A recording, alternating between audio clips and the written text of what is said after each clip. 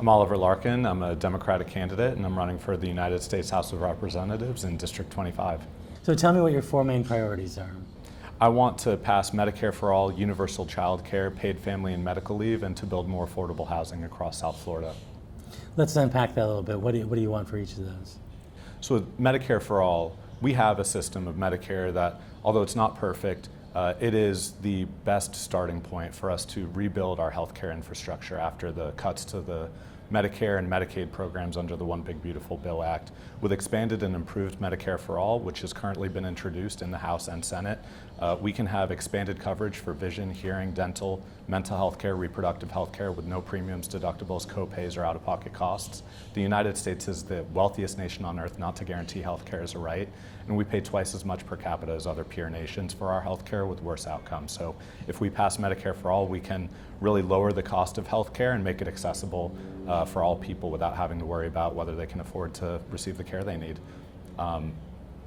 With universal child care, again, the United States is one of the only wealthy nations in the world not to have universal child care. I see this as essential to not only care for our children, but also to support people going into the workforce. When moms have to stay at home or dads have to stay at home to care for a child because the cost of child care is tens of thousands of dollars a year in some cases, that hurts everyone in the economy. And if we have universal child care that is paid for, where people can reliably go to work and have their children receive quality child care at an affordable rate, that is going to help everyone in the economy.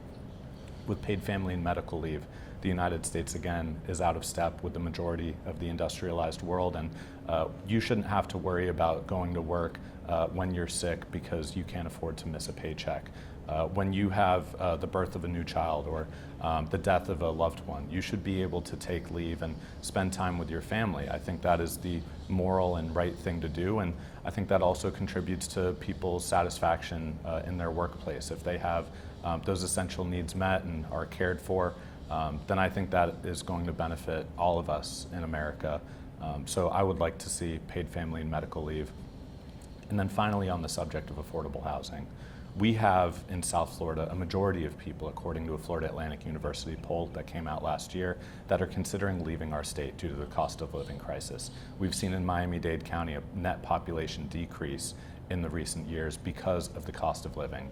The Miami metropolitan area just surpassed New York City Metro as being more expensive despite us having a lower median household income. So there is a affordable housing crunch right now.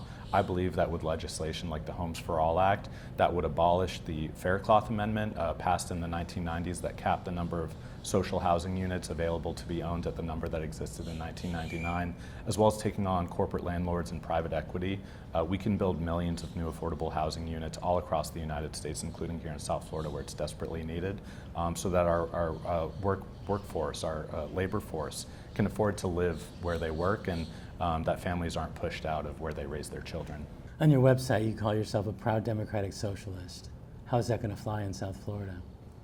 I think with what we've seen in the popularity of Democratic Socialist elected officials like Senator Bernie Sanders and Representative Ocasio-Cortez, New York City Mayor Zohran Mamdani, people see that when Democratic Socialists are rejecting the corrupting influence of corporate PAC donations and are fighting for bold universal programs that the majority of Americans agree with, these are popular platforms, and people know that politics as they are today are broken, that both political parties have failed to deliver an affordable cost of living for the American people. And when people hear democratic socialism, it may be fear-mongered here in South Florida, but people associate socialism with the repression of social political rights, freedom of speech, and that's actually what we see coming from the Trump administration today and from the far right. Democratic is the operative word here. I believe that all of us should have an equal stake in deciding the systems that govern our lives, and I think most South Floridians will agree with that. With 25 seconds left, what do you want people to know most about you? I love South Florida. As raised in Fort Lauderdale and loving this community, I'm here to serve, and I will always be present. We've been having town halls, and that public engagement is going to keep up as I continue to seek to serve South Florida, including after we're elected to Congress. Okay, thank you. Thank you so much, Ted.